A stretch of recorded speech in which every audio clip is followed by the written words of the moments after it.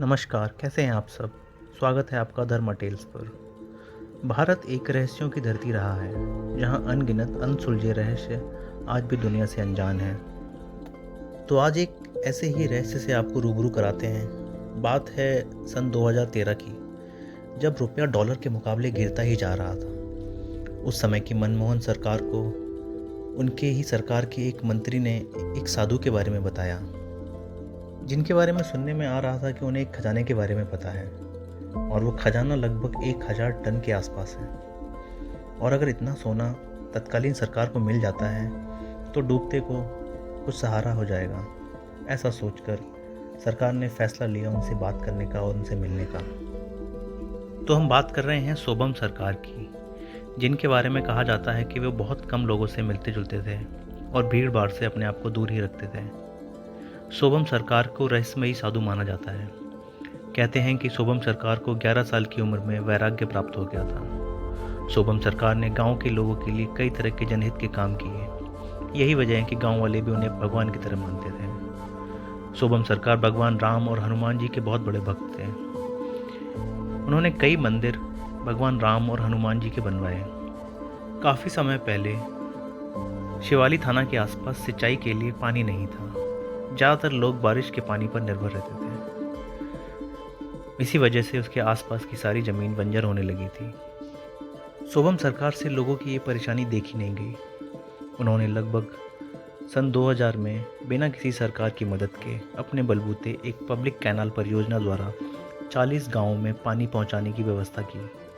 उस समय बाबा अपने आश्रम में दरबार भी लगाया करते थे और यहाँ भंडारा चलता था।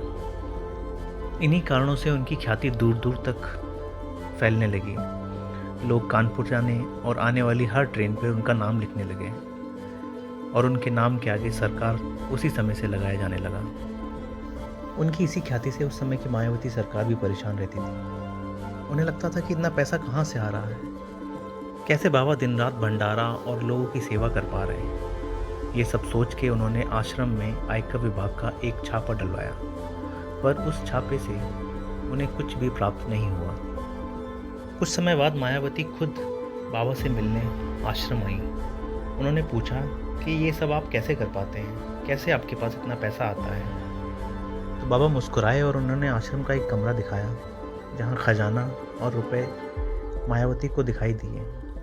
ये सब देख के मायावती दंग रह गईं और आश्रम से जाते जाते वो नतमस्तक हो गईं और वापस लौट गईं। ये बात है सन 2013 की, जब स्वामी जी ने सपने में 1000 टन सोना देखने की बात कही थी। तो जब ये बात मनमोहन सरकार को पता चली तो भारत समेत पूरे विश्व में हंगामा सा मच गया। तमाम मीडिया वाले, समाचार वाले, पत्रकार उन्नाव के एक छोटे से गांव डोंडिया खेड़ा पहुंच गए। वहां राजा राम बख्श राव का एक पुराना किला था, जो कि खंडहर हो चुका था। उसे छावनी की तरह पुलिस और मीडिया वालों ने घेर लिया।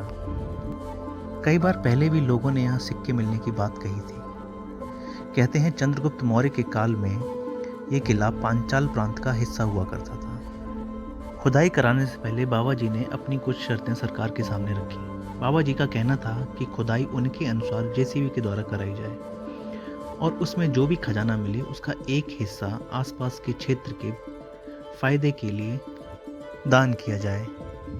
किंतु सरकार को उनकी ये अजीबोगरीब शर्त मंजूर नहीं थी और उन्होंने अपने हिसाब से वहाँ काम शुरू कराया। बाबा जी ने कई पत्र भी लिखे, पर उन पत्रों का सरकार की तरफ से कोई जवाब नहीं आया। उल्टा बाबा जी को उस जगह से ज़बरदस्ती बाहर निकाल दिया गया और उसका परिणाम ये हुआ कि लगातार 12 दिन की खुदाई के बाद भी उन्हें सिर्फ पुराने सिक्के और कुछ बर्तन ही मिले और बाद में फिर खुदाई भी बंद कर दी गई। जबकि खुदाई शुरू होने से पहले वैज्ञानिकों ने हाई एक्यूरेसी अंडरग्राउंड स्कैनर से स्कैनिंग की थी, तो उन्हें पूरे सिग्नल मिले थे, जिससे ये साबित होता था कि वहाँ खजाना होने की संभावना है। जबकि बाबा को वहाँ से निकाले जाने के बाद वो सिग्नल भी आने बंद हो गए थे। बाबा जी का कहना था कि खुदाई उनके अनुसार की जाए, तभी कुछ खजाना वहाँ से मिलेगा, लेकिन सरकार अपने तरीके से काम कराना चाहती थी। 13 मई 2020 को स्वामी जी का निधन हो गया और खजाने की यह रहस्य उन्हीं के साथ चला गया। भारत में कई ऐसे संत महात्मा होते रहे हैं और साइंस के पास कई ऐसी बातों का कोई उत्तर नहीं है। तो आपका क्या कहना है इस बारे में? अपनी राय और सजेशन हमें कमेंट बॉक्स में लिख के ज़रूर बताएं। तो मिलते हैं एक और नई वीडियो के साथ, तब तक के लिए धन्यवाद।